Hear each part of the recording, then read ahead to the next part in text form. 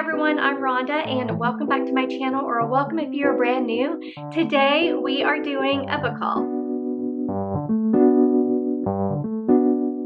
The last time I did a book haul was back in January, and that haul that I did were books that I purchased obviously in January, and then some that I purchased I think in December as well. But during that video I mentioned that I was going to not buy as many books in 2025. That was one of my goals for the new year. And while I have done pretty good at keeping to that goal, I have acquired 26 new books. Some of you may be saying, Rhonda, that is not keeping to your goal. I never said I was on a book ban. I am not on a book ban. I just want to limit the number of books and not go feral at bookstores like I did in 2024. So the books that I purchased, I really wanted to focus on authors that I know that I love and enjoy, maybe buy just their new releases or purchase books from their backlist and really utilize the library and some of the free apps that I have for unknown authors. So today I'm going over 26 books, and I will say the majority of these books are from authors that I've read in the past and I love. And the places where I purchase these books are Book of the Month. I have a couple of books from my subscription box. I have a book from Half Price Books. I have 3 books from Target, and then I have 7 books from Amazon, and then the rest are from Book Outlet from when they were having their fiction sale. They have this sale a few times a year where all of their fiction books are on sale for I want to say it's $5.99, and it can be either hardback books or paperbacks. It doesn't matter. It's all $5.99, which is a great deal. And this video is not sponsored. However, I have been a member of Book of the Month for almost a year now. I'm really excited about that, and I've really been enjoying this. If you want, you can get your first book for $5, and I have a code down in the description box. And it's kind of a win-win situation where if you purchase a subscription box with the code that I have listed down in the description, then not only do you get your first book for $5, but I also get a credit for a future book in a book box. So I think it's a win-win situation, and it's a great way to try out Book of the Month. And I think this month was a great month. I ended up picking out 2 books, and the first one is Jane and Dan at the End of the World by Colleen Oakley. This is a new author for me, but I think what sold it for me was the little description at the top of the book. It says, date night goes off the rails in this hilariously insightful take on midlife and marriage when one unhappy couple find themselves at the heart of a crime in progress. So this just seems like a silly good time. I don't know the genre. It's probably just general fiction. But it kind of reminded me when I was reading the information about it, it kind of reminded me of the movie Date Night. So I felt like it would be a book that I really would enjoy. And then I also wanted to step out of my comfort zone and try and pick something that I maybe would not ordinarily pick out. So that is why I got this first book. And then the next one I got is Our Infinite Fates by Laura Stephen. This is another author I haven't read from, and I believe this is a YA fantasy romance. And what sold this for me was, it says, the invisible life of Addie LaRue meets This Is How You Lose the Time War in this fantastical and epic love story that defies death as 2 souls reincarnate through the centuries. This sounds right up my alley. I loved The Invisible Life of Addie LaRue. I thought it was so perfect and such a great book. And anything that has to do with reincarnation, starting over, any type of magical realism, I generally, for the most part, do enjoy. And I felt like this had Rhonda written all over it. So that is why I picked up this one. I cannot wait to get started reading this one. Next up is the one book that I got from Half Price Books, and that is A Discovery of Witches by Deborah Harkness.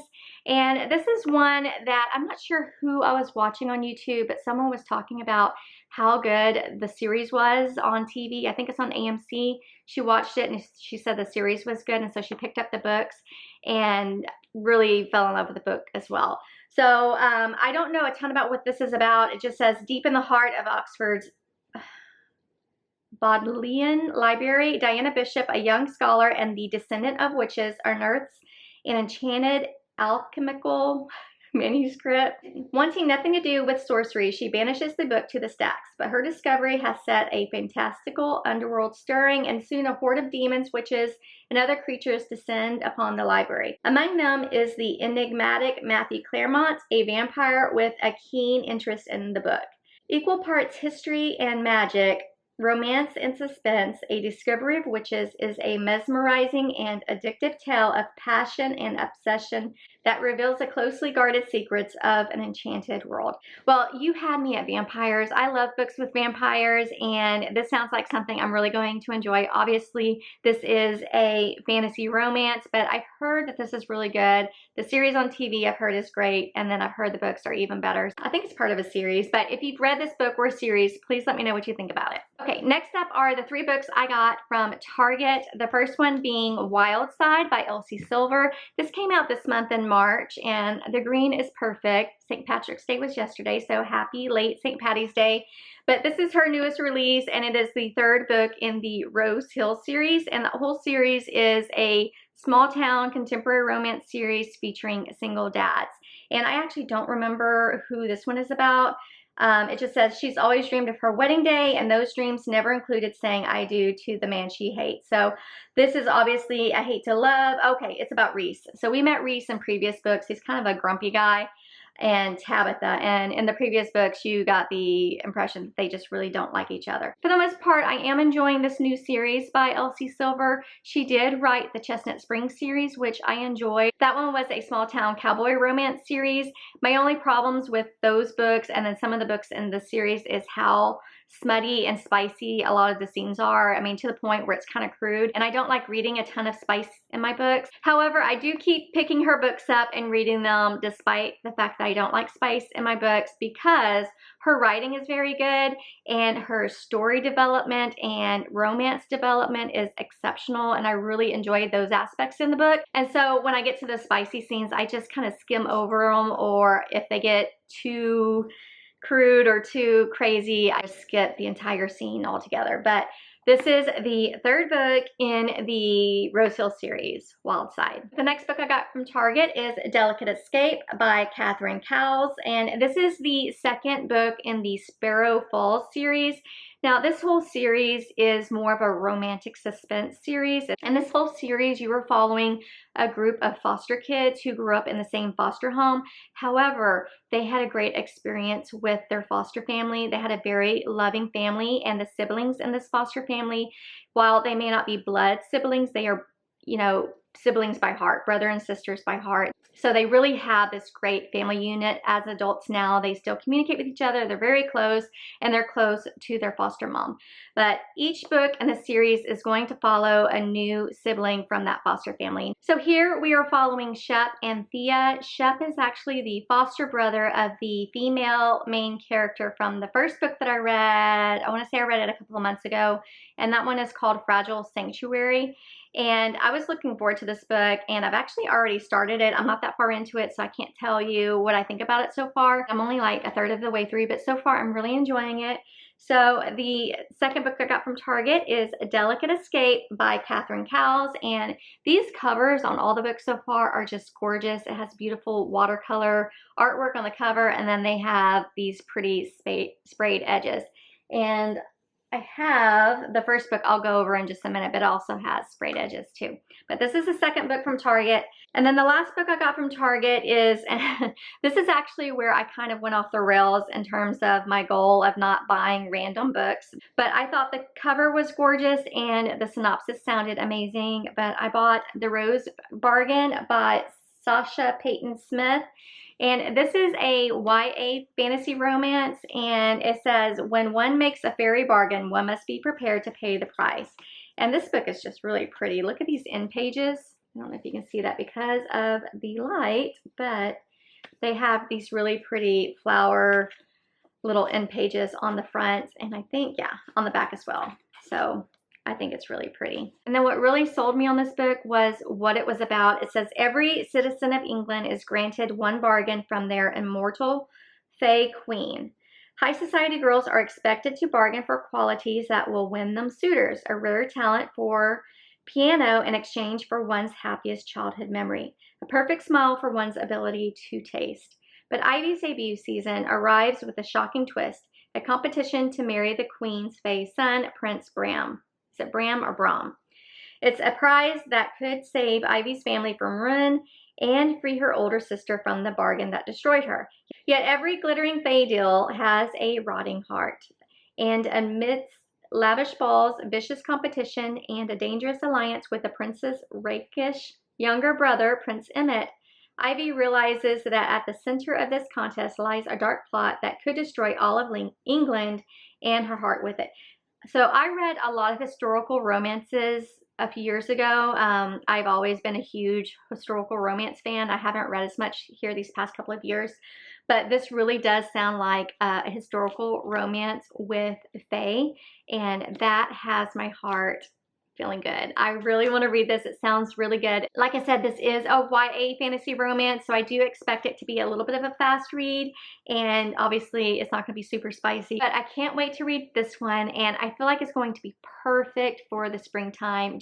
I mean, the cover, I mean, it's gorgeous. It has all these flowers, and I think it's going to be perfect for the spring. So the last book I got from Target is The Rose Bargain. Okay, next up are all the books I got from Amazon, and I have about 7 of them, starting with Live and Let Chai by Bree Baker.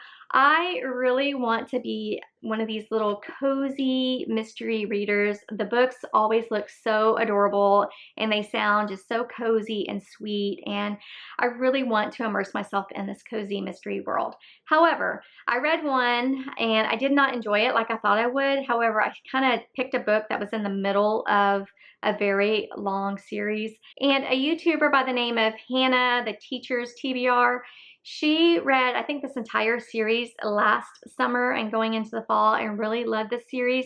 And then while I was out having brunch and hanging out with one of my best friends, we were talking about books and cozy mysteries, and she also said the series was good, specifically this book. I've been keeping my eyes open for used copies of Live and Let Chai at my local half-price books, and they haven't had it over the past few months, so I decided to go ahead and just purchase it off of Amazon because I really want to get started on the series during the springtime going into the summer, and I can't wait to get started on this. So this is just about a woman who purchases a little tea shop and cafe right on the beach of her hometown, and then one day one of her customers turns up dead, and next to him is one of her Hallmark glass tea jars. So because of that, it doesn't look for Everly or her new business. I guess she's getting bad publicity.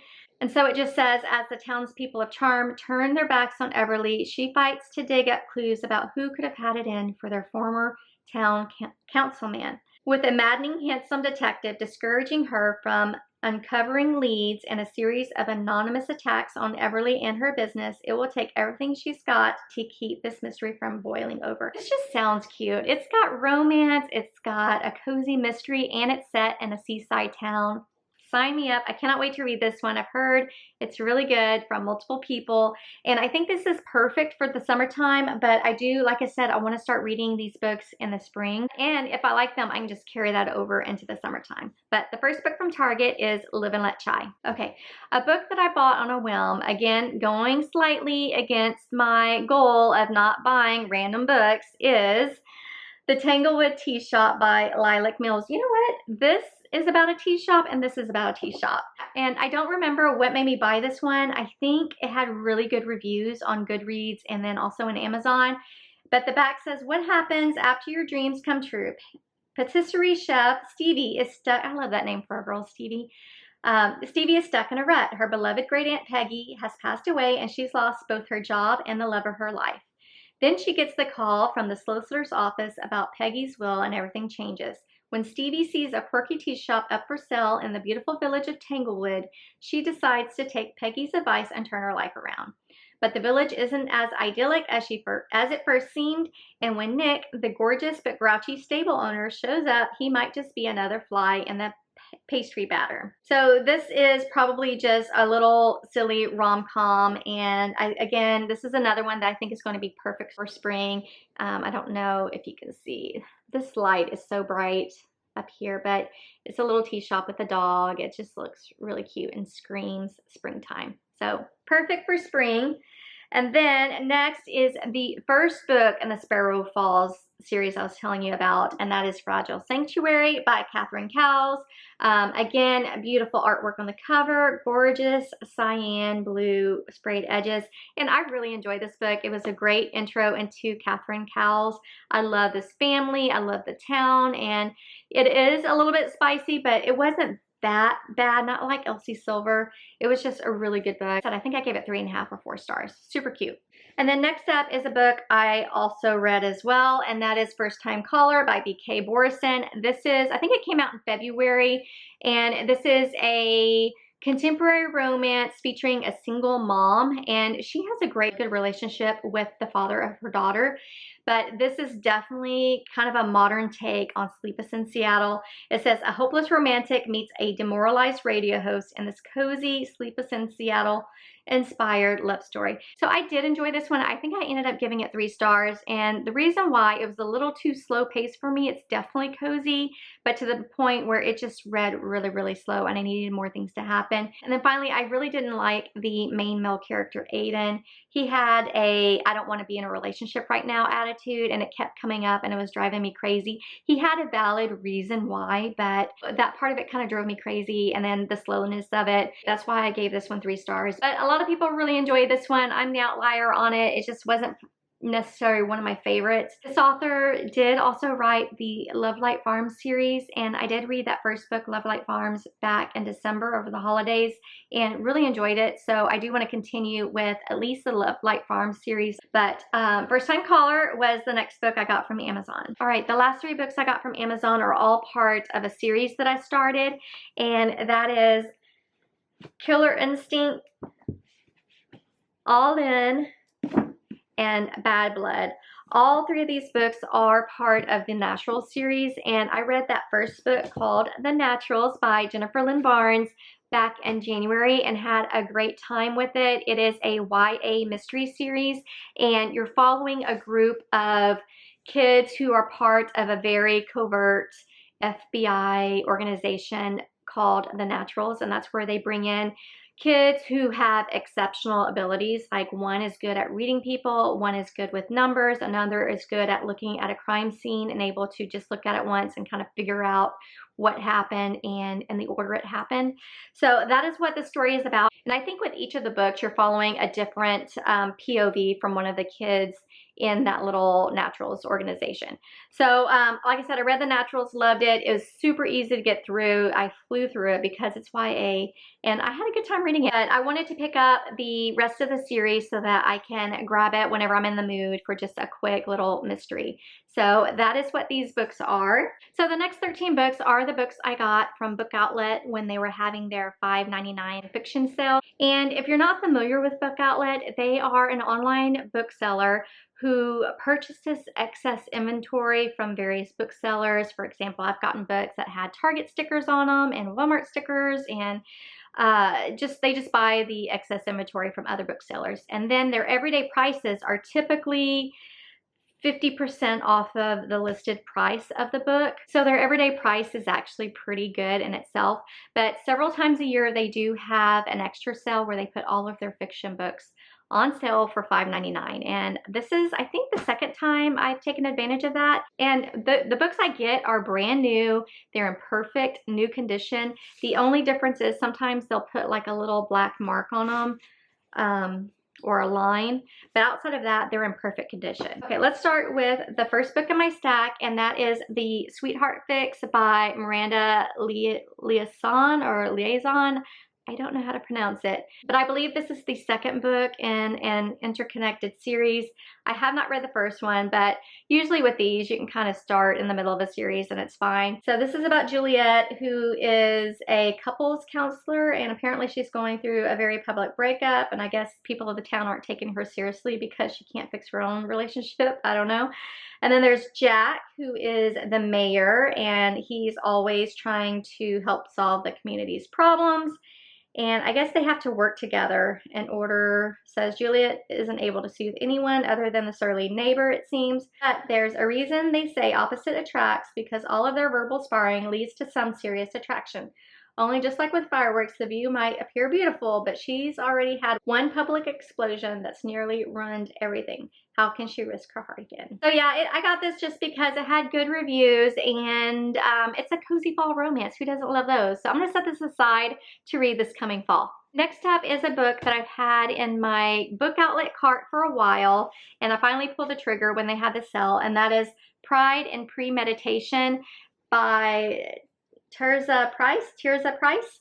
And she writes an entire series that's based off of Jane Austen novels. And it just says, Pride and Prejudice gets a murder mystery makeover in this new series based on Jane Austen's most beloved books.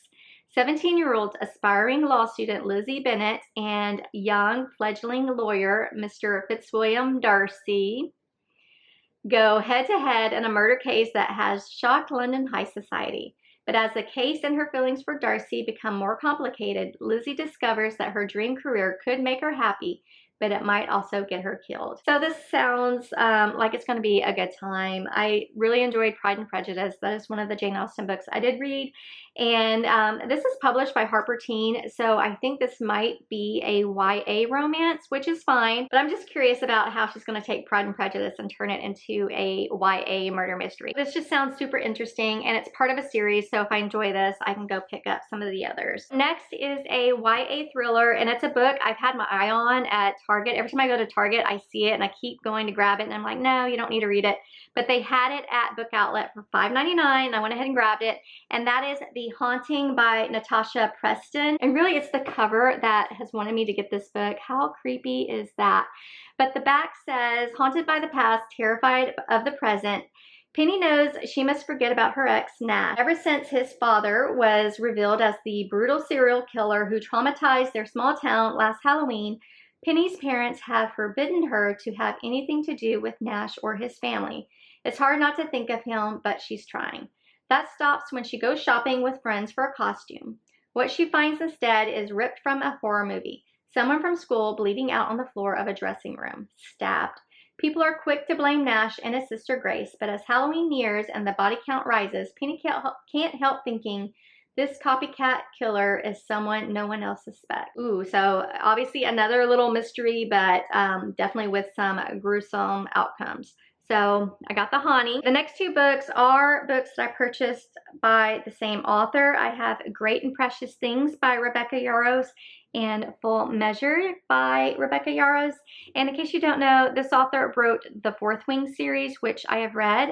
I love Fourth Wing. The rest of the books in the series, not as much. But before she wrote Fourth Wing, she was always known as a contemporary romance author. I only read one other contemporary romance that she's written, and that was The Last Letter. I gave it 4 stars. It was exceptional. Did not like the ending, which is why I gave it 4 stars, but it was very, very well done.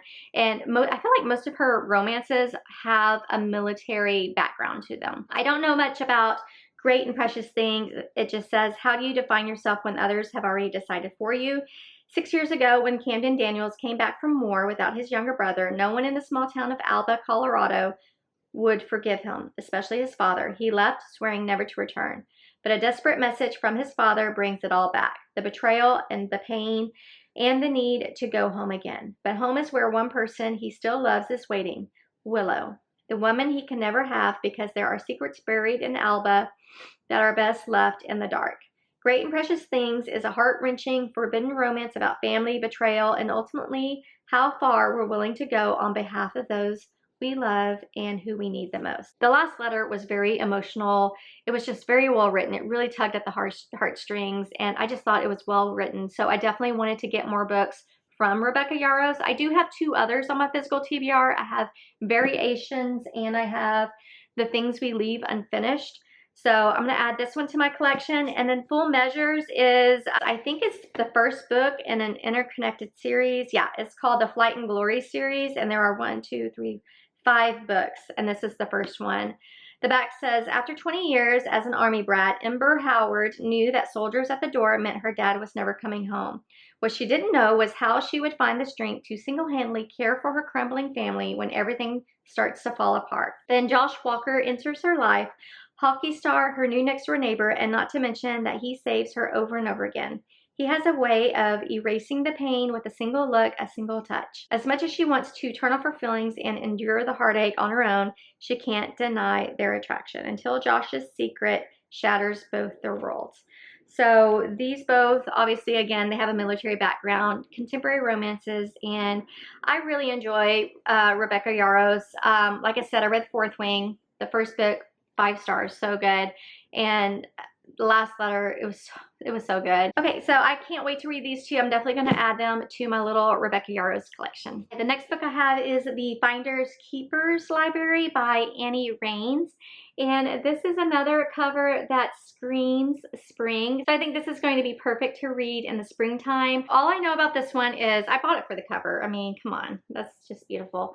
But I think this is a second chance trope, and it is a clean romance set in a small town in North Carolina. It just says, in this charming story of love, laughter, and finding your way, best-selling author Annie Raines shows us that the sun always shines after the rain. So the only thing better than a good book is sharing it with someone you love. I just think this is going to be a sweet little Hallmark type little romance that's going to be perfect to read in the spring, if not summertime. Next up is the second book in the Throne of Glass series by Sarah J. Maas, and that is Crown of Midnight. Have I started this series yet? No. I did have Assassin's Blade on my TBR for February, and I read like the first couple of chapters and I couldn't get into it. And then I was watching, I can't remember who, I was watching a YouTube video, and she was also going to start Assassin's Blade, but then a friend of hers told her that it's going to give something away. So now I'm hesitant to read Assassin's Blade first. So I'm thinking maybe I should just read the first book in the series and then just read them in publication order. But my problem is I have friends who have read this and they said, no, Rhonda, go ahead and read Assassin's Blade first. It's going to set up the books and you're going to enjoy them better. So I'm kind of torn. If you've read the Throne of Glass series, let me know if I should read Assassin's Blade first or if I should read them in publication order. And I think it's supposed to be read as book 3 or 4, I don't remember. But let me know what order I should read Assassin's Blade in. But again, this is the second book, and I'm not gonna read the back because I wanna go into the series blind. I've heard this whole series is exceptional. And I did read the entire ACOTAR series last year and thoroughly enjoyed it. In fact, the most current book that's out, A Court of Silver Flames, was my #1 book of 2024. I've loved that book so much. But I am anxious to get started in the series. My goal for 2025 was to read the entire Throne of Glass series, but I am a little bit kind of overwhelmed with it just because there's 8 books in the series, and some of those books, especially the books at the end of the series, are hellaciously long. But I'm sure I'm going to enjoy it. But that's this book. The next book is The Last Goodbye by Fiona Lucas. This is about Anna, and her husband Spencer has passed away, and Anna is obviously grieving.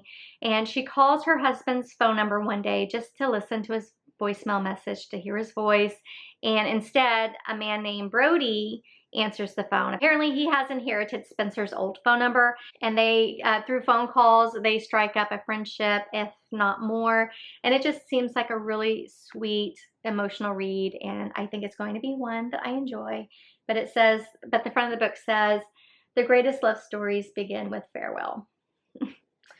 But that's this one. Okay, next up is the third book in the Riley Thorne series, and that is called The Blast from the Past by Lucy Score.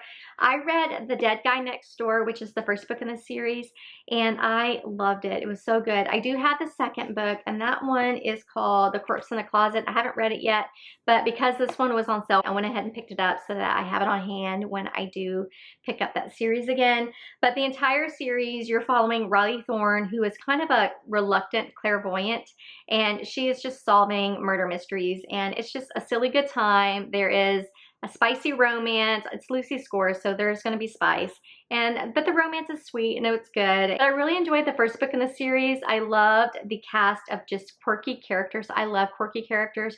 Riley Thorne is quirky.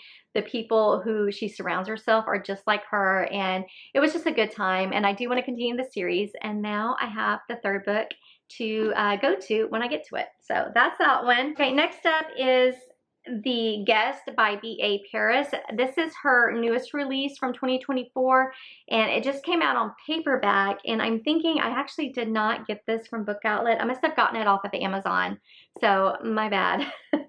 But I have read B.A. Paris's books before. She is a thriller writer, and I've really enjoyed her stories. I think she's a very good writer, and she has really good plot twists. And so this one was just a author buy for me. So I don't know what this one is about. It says Iris and Gabriel have arrived home from a make-or-break holiday, but a shock awaits them.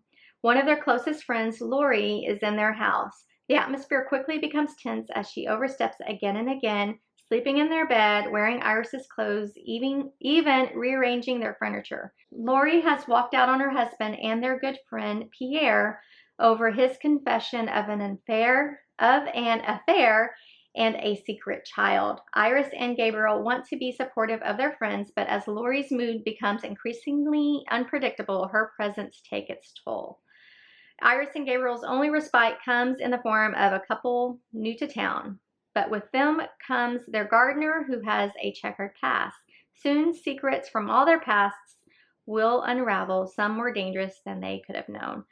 So it just sounds like a good, twisty good time, which is what B.A. Paris is known for. So that's what this one is. Again, I think I got it from Amazon and not Book Outlet, because Book Outlet typically does not have brand new releases.